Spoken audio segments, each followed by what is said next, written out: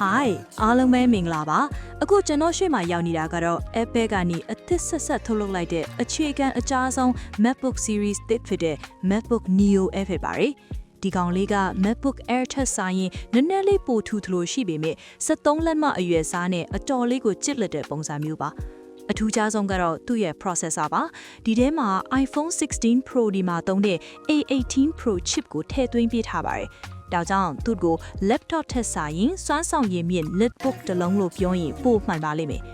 RAM 8GB နဲ့ storage ကိုလည်း128မဟုတ်ဘဲ 256GB ကနေစတင်ပေးထားတာကတော့တကယ်ကိုကျေနပ်စရာပါပဲအပြင်ပိုင်းဒီဇိုင်းမှာဘေးဘက်က speaker ပေါက်တီကနေ spatial audio ကိုခန်းစားနိုင်မှာဖြစ်တယ်လို့လူကြိုက်များရဲ့ 3.5mm နားချက်ပေါက်ကိုလည်း speaker ဘေးမှာပဲခြံထားပေးပါတယ်အားသွင်းဖို့နဲ့ data ကူးဖို့အတွက် USB-C port နှစ်ခုပါဝင်တာကြောင့်အခြေခံအသုံးပြုသူတွေအတွက်လုံလောက်တဲ့ချိတ်ဆက်မှုမျိုးရှိမှာပါ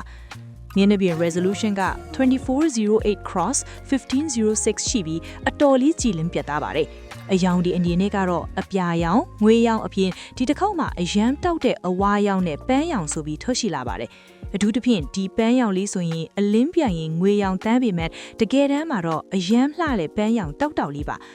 နောက်ဆုံးစိတ်လှုပ်ရှားစရာအကောင်းဆုံးကတော့ဈေးနှုန်းပါပဲတရဝင်းဈေးနှုန်းကဒေါ်လာ999ဖြစ်ပြီး M5 MacBook Air ကဒေါ်လာ1099ဆိုတော့ကဒေါ်လာ900လောက်သက်သာနေတာတော့မစိုးဘူးเนาะဒါဟာအရင်ကမမျှော်လင့်ထားတဲ့ဈေးနှုန်းဖြစ်လို့အခုကတည်းကလူပြောအများဆုံးဖြစ်နေပါပြီကဲဒီ MacBook Neo လေးကိုတင်ရောကြိုက်ရလား comment မှာပြောခဲ့ပါဦးเนาะ